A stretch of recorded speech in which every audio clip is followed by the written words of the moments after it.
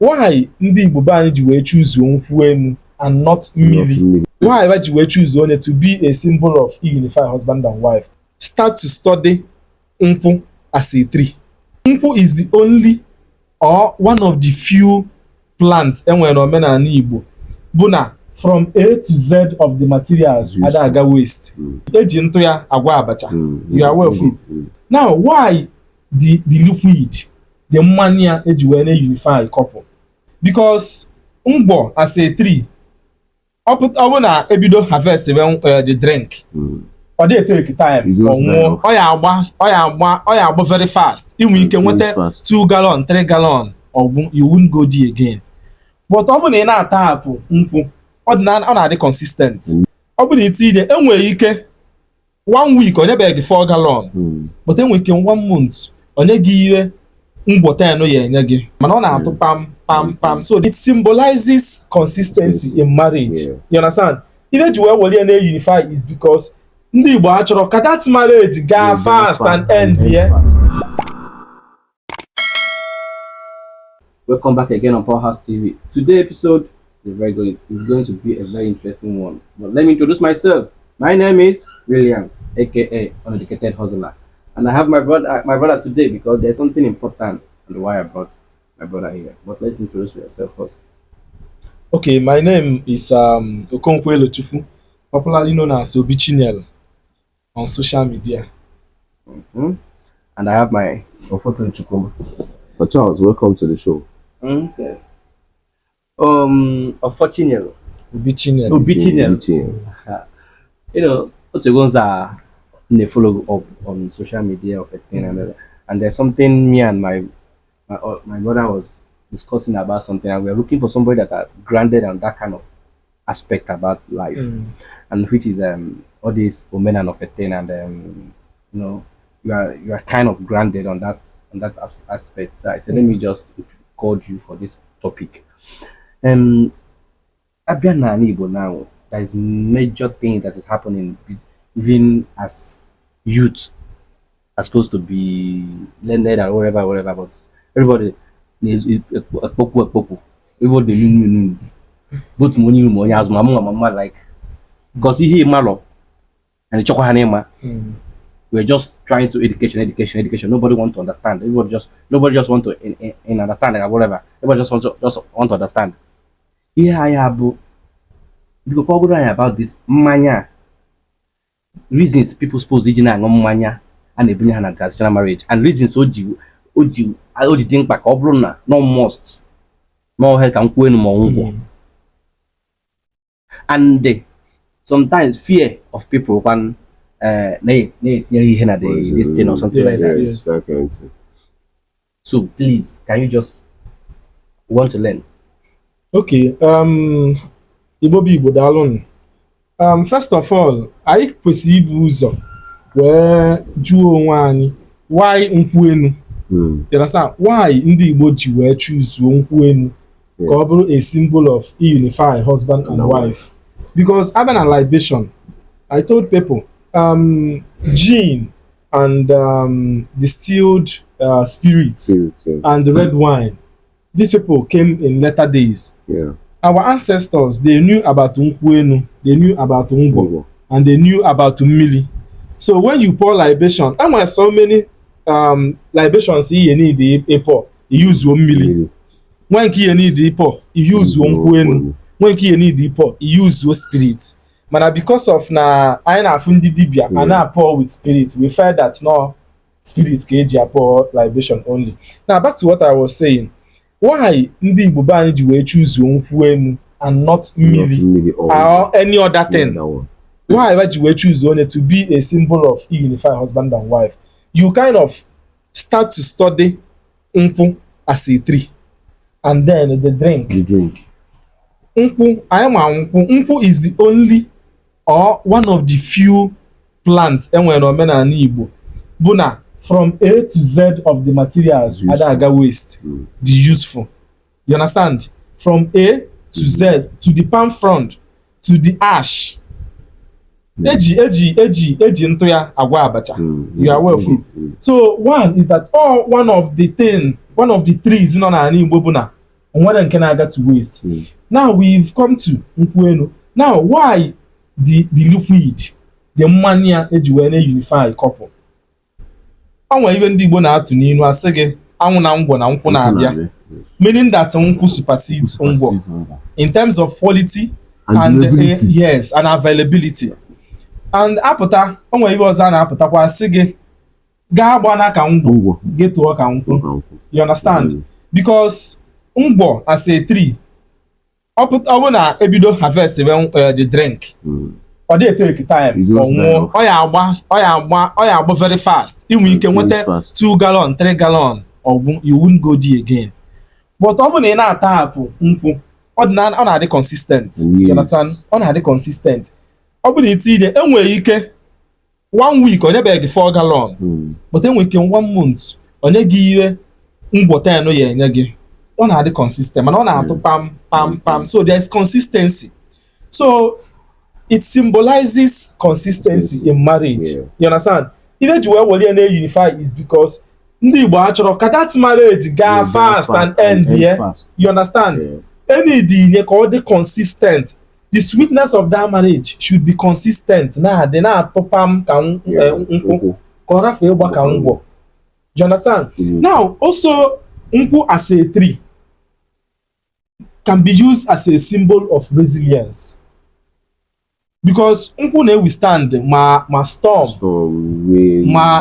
ma sometimes onwe obodo ga-abịa nwee earthquake, ịpụta na the location ifụ ọsọ nkwụ nọ na edge of the land, and then apụtasị gị plant ya nkwụ because ọ na-help for climate change, for erosions and all those things. Ọ na-adị durable. You understand? Durability is involved. So ihe a na-aka ndị, because onwe ihe ndị Igbo na-eji eme symbol of something and a totem. When they look at it, they see that okay, if I be represent us as a people, they begin to use it. So that is what distinguishes nkwụ from every other liquid. Eji wee rapụ na-use other liquid, one na-use nkwụ. Do you understand?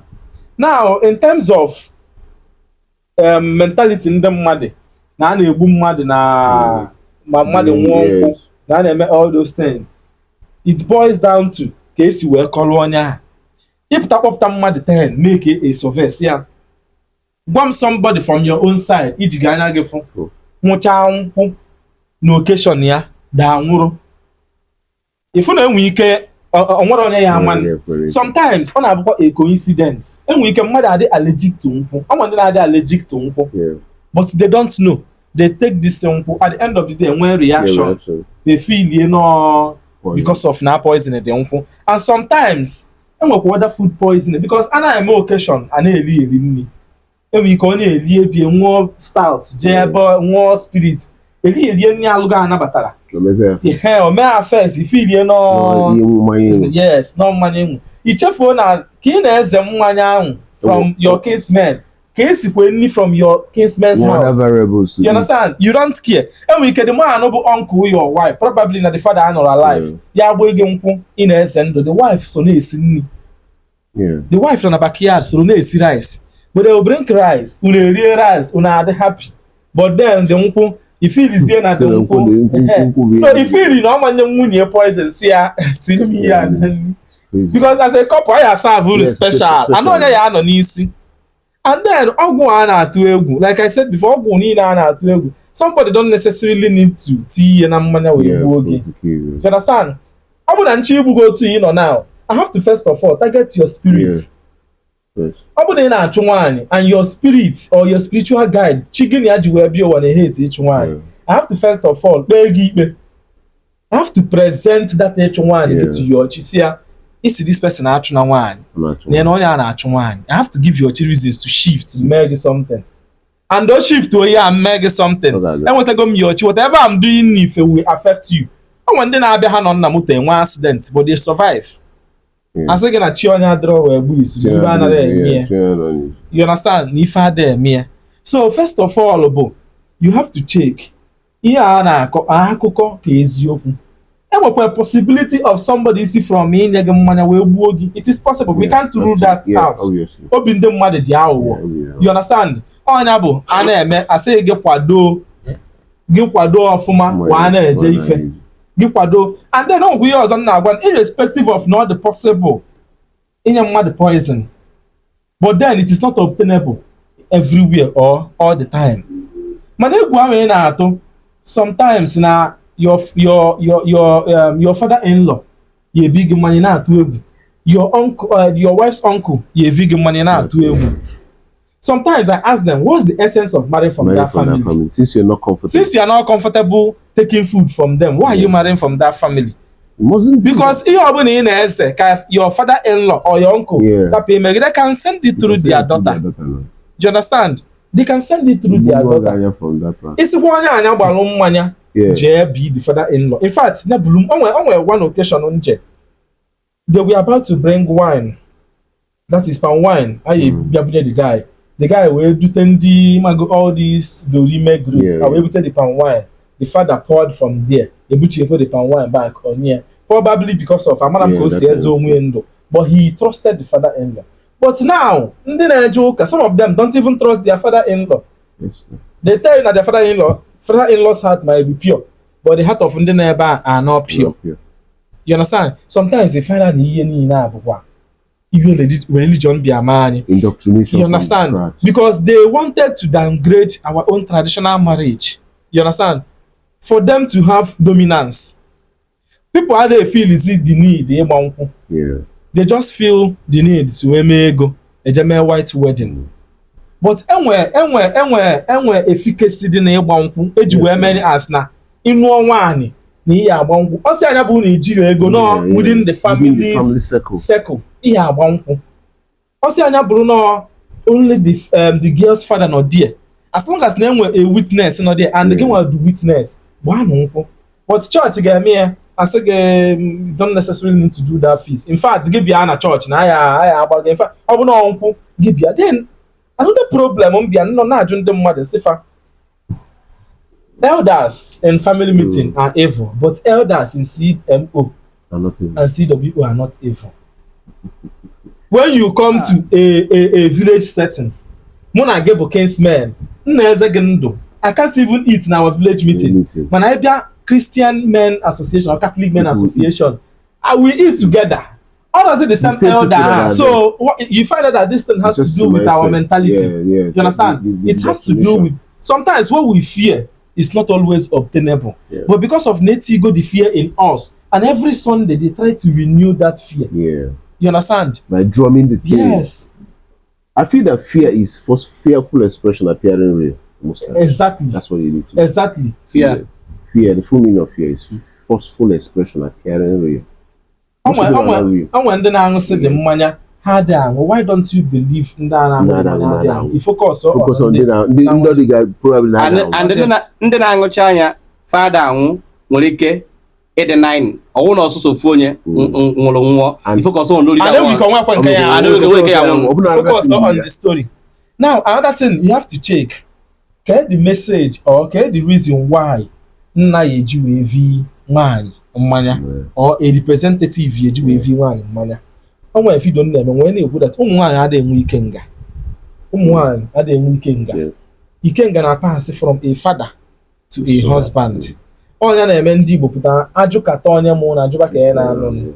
You understand? Ụmụnwaanyị adịghị enwe ikenga. And how do your father transfer that ikenga from him to your husband? It is through that exchange of drinks. I had an exchange of marital vows.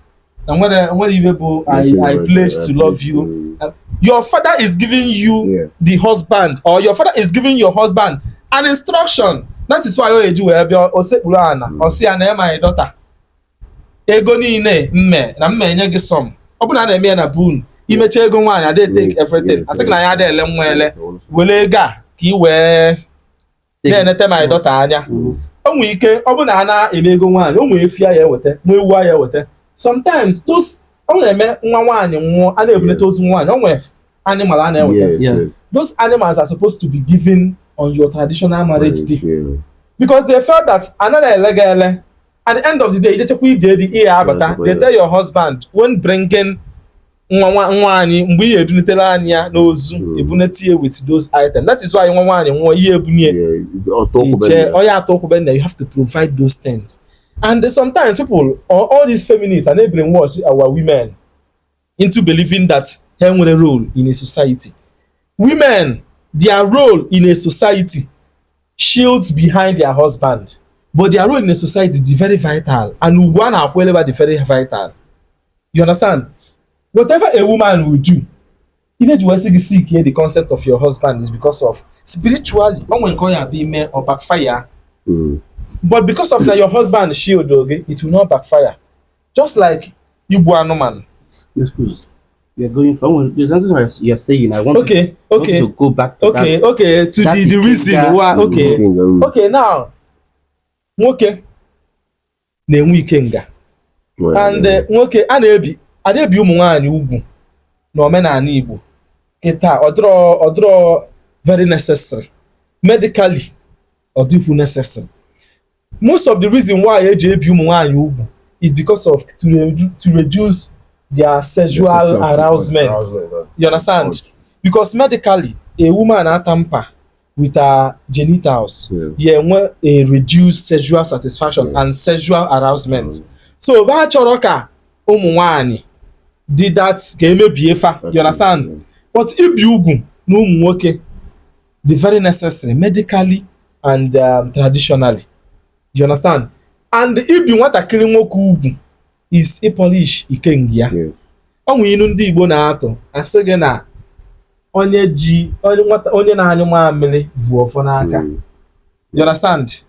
Onye na-anyụ mamịrị vu ọfọ n'aka. As a man, that's your ọfọ bụ na awalu ụzọ. Oh, that is what gives you that dominance over woman. Because every other part of the things in your body, a woman has it. A woman has breast, in her breast. The only thing is that yours doesn't grow like in Kenwan. But a woman doesn't have penis.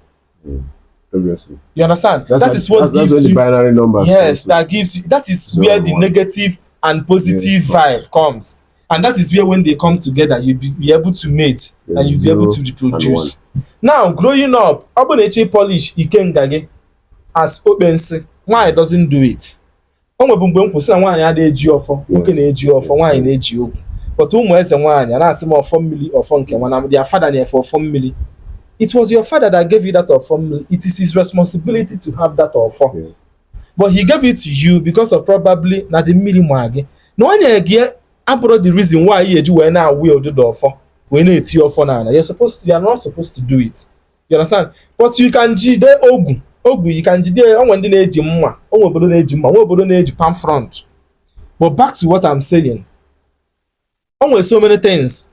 Transfer anya to open here that manya. Okay, now your father calls your husband near instruction. Oye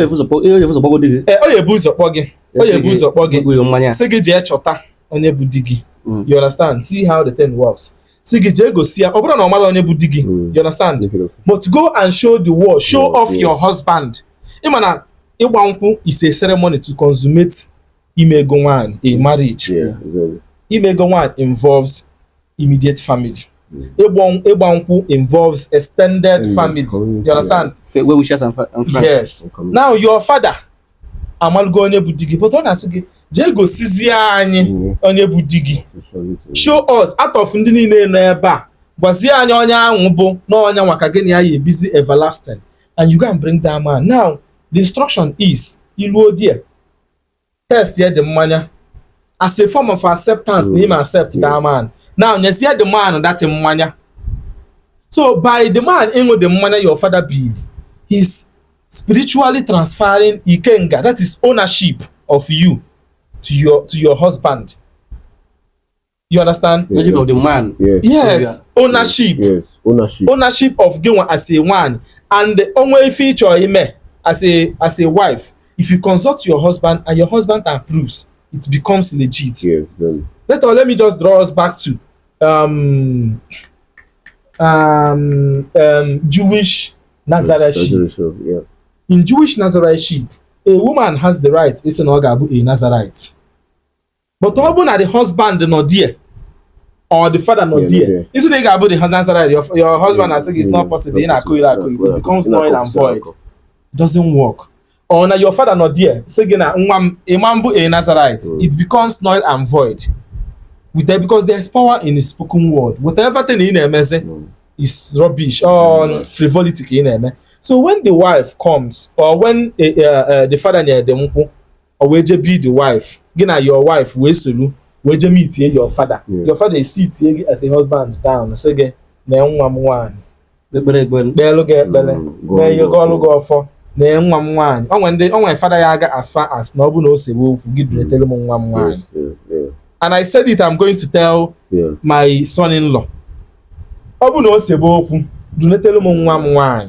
Obu no na amamesizi. Do tell him come and give me back my one. And by giving you will go imenisi one. We are also relinquishing that authority of the ownership back to the father. You understand? The father, it take away over of ownership of one. It could have been that now since Emily go is one, say I will say send them to my account and mail transfer them and say. But there's a reason why on your one we go back to that your in-laws house. Je guafa on no ni see because ana no one no ni see one ga eji one see na wo na won ye men nwam na o ge wa ka ma abo. There's a reason why no onye waga na chi ekwa azo se na onye no ni sie si na o man no se and emeka ihe ni na ya eme no work ozi bikon and ma return ega and ega na return is ka nwunu nwani when the opportunity ijenu di ozo ya no. You understand? Because someone na return no Diego, she's still married. Also about 10 years. Yes, no. She's still married. Also about na okwu na amampezimuzi. She can't go to another man or jet to another man. It becomes adultery. You know na agba n'ilo. Nwa obu na omu during that process bu genwa bu nwoke nwe ya. Yeah. Also anya below that na you people have stopped talking for 10 years. What of the ones caught na just na Ouija? Okay, where the court comes in is the more people grow, the more individual differences, and the more people don't abide to the status quo. Yeah. You understand? The more people actually believe the civil resolution to conflict. Before, because of na exposure na and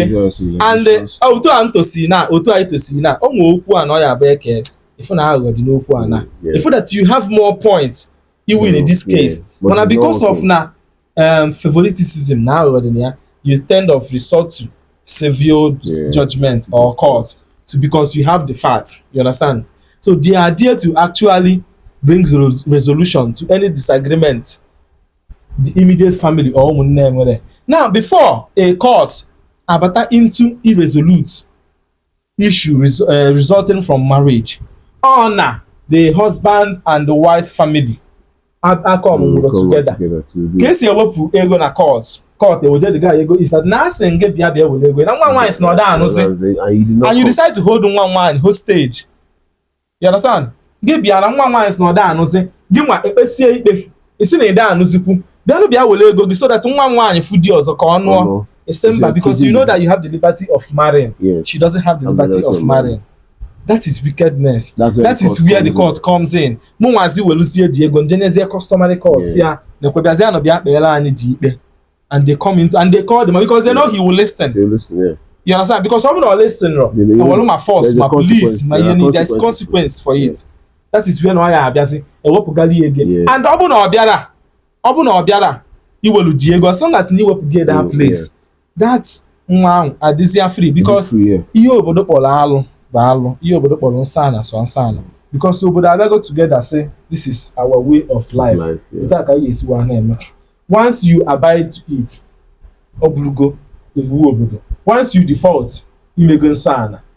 You understand? So Iwepuga is a secondary form of a settled dispute, which is not even although visible or they invoke in Benden because they believe in that traditional authority. Manaketa onye ọbụla na-abịa then it was seamless. Ọzọ mere nwa nsugbe si na oke agụmakwụkwọ weta oke awamanya and oke awamanya wetezi na onwe eze na-ekwe na ibi eki ya. So ị na-eme nsị gị na you don't dare come to my own side. You will hear na-eme ga but before traditional authority kwuo. And then civilization wetakwa government bịa meddle into the affair of traditional authority. Awe nwe igwe na eze. All these things are developed before. That's why they have things for that. You understand? Before enwere ive bụ ma onye a bụ igwe na-achị obodo or civilization and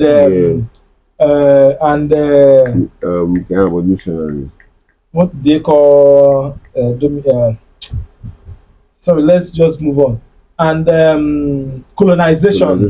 You understand? Okay. So they needed to have a landmass when they to control. yes, before they used to have warrant chiefs. Yes.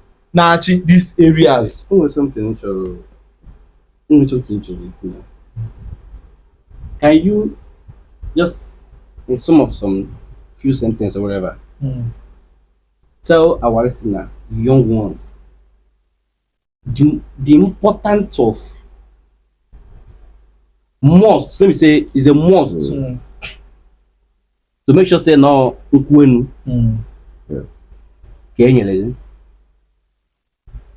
your traditional marriage and the game was saying okay must be and again na atụ egwu ogwu na onwe something ị nwere ike isi mmadụ okay kana matụ egwu okay na ihe dị otu a ama mmego. And lastly, is there anything like ancestral cause that can affect the marriage if those things are not done? Only all of that. If there's any cause, ancestral cause. Okay, let me start from the reason why PhD were men mgbe m bido akọwa m the reason why eji wa na-use nkwenu. You understand? That is the main reason why eji wa na-use here.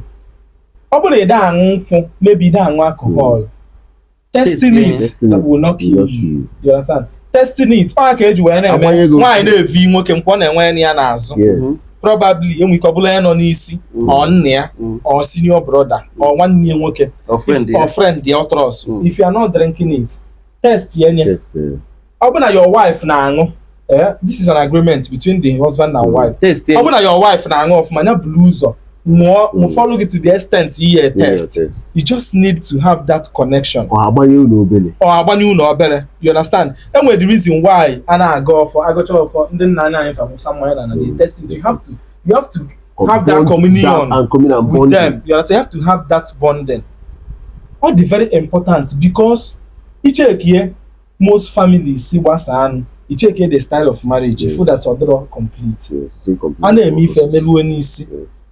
I'm just telling you categorically that now. Ọ bụ na adị mmadụ 10 no mere traditional marriage 10 anwa anwụrụ nkwụ, there is higher chances of na ya enwe conflict na that marriage. You understand? Enwe ike masị ya dị na visible or the inside you will not know. And most of the times they fail. Then you go back check ye ka marriage is where ka is where if no issue the ihe na-abịa na manifest. And then again, just like Igbo, in terms of man and anything like ancestral cause. To me and to my understanding of Omenani, if you can imagine now as ancestral cause is who you are that you have abandoned. Let me give an example. Open your father till mong that na mwa magi. Iwe na ejoka na agayali na ebiferi na ebi eri aka. Ime business nka or that work, ime business nka or that work. Iweja awe bolu ga anwuma. What they will see is ancestral cause. That's what they will see. You understand? They will not see it as your ancestral lineage you need to align with. You understand? There's an issue. But nobody just no men na agba afa. Asị gị na ọnwụ ife ndị nna nna gị family unu destroy, unu kwesị idokwa. You understand? Ọ bụ na idokwa anya, there's something like ancestral cause for you. You go your own way. Who is causing you? Ota na anyị nọ na ịmụọ ụmụazị ụmụ gị. Would you like to leave a cause for your kids? Ima na abịa sị gị ima abịa sị gị ka afa gbaa akpụ Jesus Christ sị gị na ka ọ dị n'isi anyị ka nji adị n'isi anyị n'isi ụmụ. N'isi ụmụ onye. Now in terms of those things a na-eme ancestral cause, like a na-eme, that is the reason why eji wee sị gị asị gị dee nwere onye n'ọlụgụ ụwa ka ịkpụ alụ sochi. Ọ ya na-akpọ ịkpụ alụ sochi. Enwere ike onye n'ọlụgụ ụwa ọ bụ na o gburu ọchụ ma ọ na commit suicide. Alụ against the spirit of akwali ọmụmụ or sacrilege. Ọ bụ na ị chọpụtara ya n'ọlụgụ ụwa wee mee those things, you either manifest or taa the afụfụ of onye a n'ọlụgụ ụwa or you pass it to the next generation. That is what Ndoka we see as ancestral curse. But omenana, I see it as ancestral realignment. If you align with your ancestors, if you do what your ancestors does, if you do the one that is good, the one that is bad, you find a way to take it out of your line. There's nothing like ancestral curse. I was blown away when I asked some people good questions. I don't believe in ancestral curse if you truncate from their lineage. Now I just asked few people questions. I asked them, will you give birth to a child and curse the child unduly for doing nothing? They said no. As other possible. Yes. Now the only and I said, is there any condition they can curse your child? They said yes, if it departs from my trend. Exactly. You understand? Now, if the person departs from that, that's what happened in this ancestral curse. That's what I'm saying as ancestral curse. It's not ancestral curse. Even in the Bible, no can use. Bible again. Say that na mmeji mmeye nke ndị nna wee neta ụmụ. Now another area now told you that now when the children decide to turn back to me, I will have mercy unto them. That ancestral cause is when you turn back to your ancestral lineage where you have deviated from there. Let me tell you, your ancestral spirit, the more interested in you turning back than those people never fear or mother, or those people who turn go back on a many forage. It needs you to turn back. People na emotional emana uche dago. And if ndị Igbo anyị nwa mmasị na bread, sometimes I'm mmasị na bread anyị ndị Igbo ka bread ndị ọcha. I'm telling you the reality. Definitely. You can't dispute that. Ihe anyị na-eche inside nwere ike igbu nwe nation mana anyị ekwupụta nwe ya. Ana hide ya as long as na ebe anyị nọ na favor anyị. Some people as people like big men, like all these big Kubana chiefs and them and that. Kubana chiefs started now posting about all this Virgin Mary of a thing, go. Then I'm going to look back Costaris. Bidokita and they preach about church. Costaris has been into no now preach about that's get on the person that joins get the melon on how he preach those things. One at Wiggle. Okay, let me before I forget something, let me tell you something. Let me answer you before you continue. These people are not being truthful to us. To us. Should I tell you how? It can't be. See, you telling me that the reason why you made your money is because of a day to go to church, another day to go to fellowship, that God helped you. You are lying to me. It's such a lie. You are lying to me. It's such a lie. When I'm a boy, what? See, because Charlie, I love Ion. Yeah. He's motivating people to hustle. You understand? Business. But then I like people being sincere. If you motivate him, tell me what you did. You understand? If somebody comes to you now and asks you, Williams, actually I'm a very big stylist. Tell me what you did. You say, I'm not grace. God help me. You are lying because you went through apprenticeship. You understand? You suffered. You did this one. You did this one. Whatever that you were doing, you felt that no grace. It's another advantage. You understand? You preaching to me now that no Jesus, no Mary, no catechism, no on Sundays. You are not being truthful to me.